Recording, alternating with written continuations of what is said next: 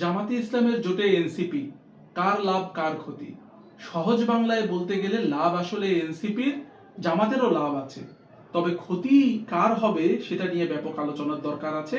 আমরা চলুন প্রথমে জেনে নেই জামাতে ইসলামের জোটে এনসিপি আসাতে লাভ কিভাবে হলো। ব্যাপারটা আসলে কোন জায়গায়, মূল খেলাটা কোথায় লুকিয়ে এনসিপি কেন বিএনপির সাথে না গিয়ে জামাতে ইসলামের জোটে গিয়েছে, সেই ব্যাপারটা আগে একটু বোঝা দরকার। প্রথমত, বিএনপি দীর্ঘদিন ক্ষমতার বাইরে ছিল।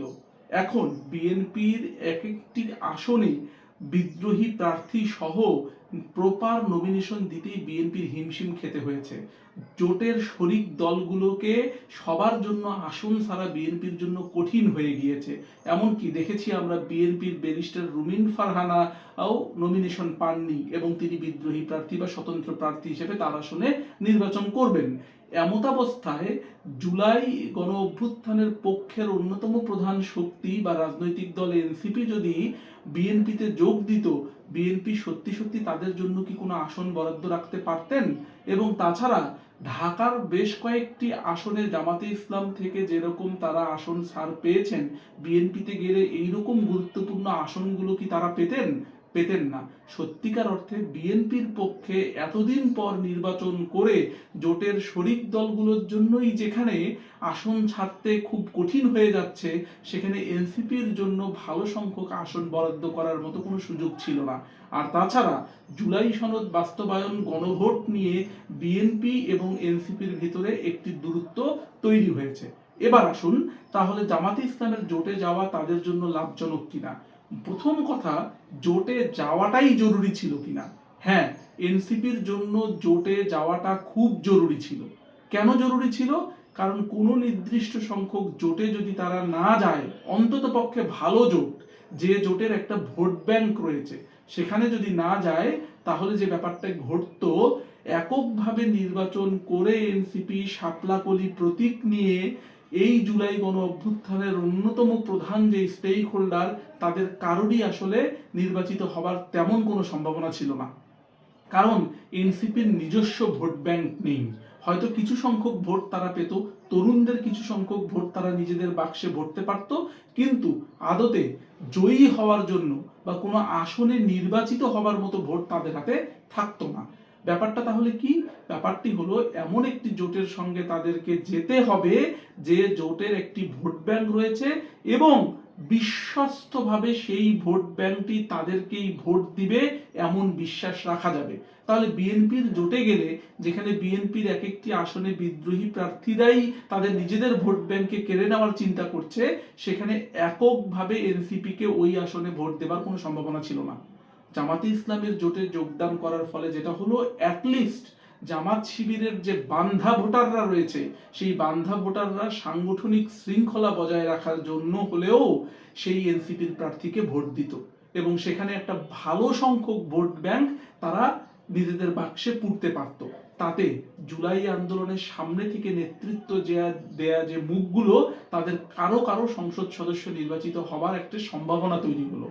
আর তাতে সংসদে জুলাই গণ অভ্যুত্থানের যে ভয়েস বা কণ্ঠস্বর, সেটা জিন্দা থাকলো।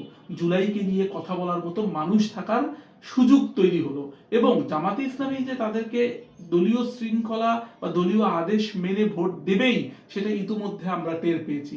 আমরা দেখেছি ঢাকায় এক আসনে দীর্ঘদিন যাবৎ প্রচারণা করা আতিকুর রহমান নাহিদ ইসলামের জন্য সিট ছেড়ে দিয়েছেন, তারা সানন্দ চিত্তে সেটা মেনে নিয়েছেন।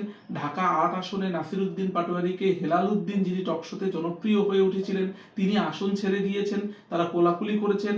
কুমিল্লা ৪ আসনে হাসনাত আবদুল্লাহর আসনে, যিনি দীর্ঘদিন যাবৎ কাজ করছেন মাঠে, ভোর ৭টা থেকে শুরু করে সকাল ৭টা থেকে শুরু করে রাত অবধি জনগণের দোরগোড়ায় গিয়েছিলেন, যিনি বলেছিলেন এখন আমার ঘরে থাকতে ইচ্ছা করে না, জনগণের সাথে যেতে ইচ্ছা করে, সেই আসনটি সে ছেড়ে দিয়েছে হাসনাত আবদুল্লাহর জন্য। তো এইরকম স্যাক্রিফাইস অন্য জোটে কি পাওয়া সম্ভব ছিল? সম্ভব ছিল না। তো যারা হাসি মুখে তরুণদেরকে, অনভিজ্ঞ রাজনীতিবিদদেরকে আসন ছেড়ে দিতে পেরেছে, তারা বিশ্বস্তভাবেই দলীয় আদেশ মেনে সেই শাপলাকলি প্রতীকে ভোটও দেবে। এইটা মোটামুটি একটি লাভজনক জোট হয়েছে এনসিপির জন্য। তাতে এনসিপির কিছু কিছু প্রতিনিধি, ইভেন তো দিনাজপুর ৬ যেটা জামাতে ইসলামের একদম পার ঘাঁটি, এবং রংপুর ৪ পীরগঞ্জ যেখানে জামাতে ইসলামের খুব ভালো, সেখানে আক্তার হোসেনকে ছেড়ে দেওয়া হয়েছে, সিরাজগঞ্জে সাইফ মুস্তাফিজকে ছেড়ে দেওয়া হয়েছে, এরকম অসংখ্য জামাতের খুঁটিগারা আসনও এনসিপির জন্য ছেড়ে দেওয়া হয়েছে। তো এনসিপির জন্য আদতে এই জোটে যাওয়াটাই সবচেয়ে যুক্তিযুক্ত ছিল নির্বাচন প্রসঙ্গে। আদর্শিক বোঝাপড়া বা অন্য কোনো কিছু, সে আলাপ ভিন্ন আলাপ, সে আলাপ নিয়ে তর্ক করে লাভ নেই, সেটা সময়ই বলে দিবে তারা কিভাবে সেটাকে নেগোসিয়েশন করছে। তবে জুলাইয়ের ভয়েসকে সংসদে জিন্দা রাখার জন্য এই স্ট্র্যাটেজিক মুভটা এনসিপির জন্য ভালো। বর্তমানে প্রাথমিকভাবে কিছু নেতা সেখানে পদত্যাগ করছে, মানছেন না, কিন্তু না মানলেও এই দলটিকে টিকিয়ে রাখার স্বার্থে এটা খুব গুরুত্বপূর্ণ ছিল। কারণ যদি জুলাইয়ের কোনো শক্তি বা মুখ সংসদে যেতে না পারতো, তাহলে আগামী ৫ বছর বিরোধী শক্তির মোকাবেলা করে এই দলটি টিকে থাকাটাই খুব মুশকিল হয়ে যেত। কারণ দল টিকে থাকতে গেলে কিছু কর্মসূচি লাগে, নেতাকর্মীদেরকে নিয়ে জনসভা লাগে, তাদের বান্ধব কিছু কার্যক্রম লাগে, সেই কার্যক্রমগুলো আসলে মাঠে টিকে থাকতো না। ফান্ডিং এর ব্যাপার থাকে, সেটা কিভাবে হতো, প্লাস অন্য শক্তির ইন্ধন পেয়ে দলটি ভেঙে টুকরো টুকরো হয়ে যাওয়ার সম্ভাবনাও ছিল। অতএব একটি রাজনৈতিক জোট এনসিপির জন্য খুব ভালোই হলো। এবার আসি, তাহলে জামাতে ইসলামী কেন ছাড়লো? জামাতে ইসলামীও তো জুলাই আন্দোলনের অন্যতম প্রধান স্টেক হোল্ডার, বিএনপি যেমন স্টেক হোল্ডার, জামাতে ইসলামীও তো। জামাতে ইসলামীকে এই জোটে তাদেরকে নিয়ে এতগুলো আসন ছাড়ার কি কারণ? জামাতে ইসলামীরও এখানে একটি স্ট্র্যাটেজিক মুভ রয়েছে।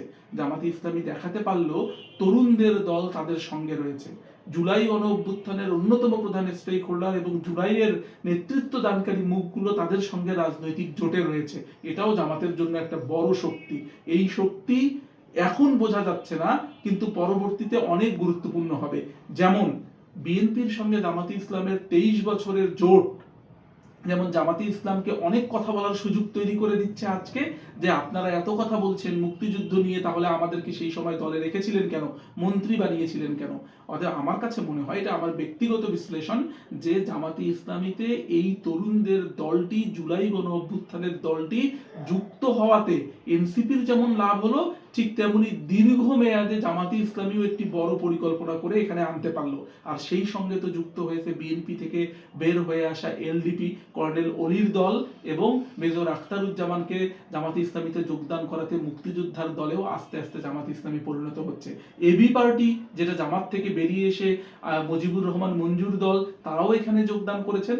অতএব জামাতে ইসলামের এই জোটটাতে এখন যদি চরমনাই পীর সাহেবের ইসলামী আন্দোলন বাংলাদেশের এই জোটটা বিশ্বস্তভাবে পরস্পরের ব্যাপারে বিভেদ ভুলে ভোট দেয়, তাহলে এই জোটটা সত্যি সত্যি বিএনপিকে চোখ রাঙানোর মতো একটা জোট তৈরি হলো। অতএব এনসিপির স্ট্র্যাটেজিক মুভ সত্যিই চমৎকার, এবং দেখা যাক এনসিপি এখান থেকে কতখানি ফসল ঘরে তুলতে পারে, এবং জুলাইয়ের শক্তিকে, যেটা ওসমান হাদিও বলে গিয়েছিল, শহীদ ওসমান হাদি, জান দেব তবু জুলাই দেব না, সেই জুলাইকে ধারণ করে এনসিপি কতখানি নিজেদেরকে সামনের দিকে নিয়ে যেতে পারে। দি বাংলা পালসের সঙ্গে থাকার জন্য আপনাদেরকে অসংখ্য ধন্যবাদ। যারা সাবস্ক্রাইব করেননি, সাবস্ক্রাইব করে নিন। আপনাদের নিজস্ব মতামত কমেন্ট করে আমাদেরকে জানিয়ে দিন। ধন্যবাদ সবাইকে।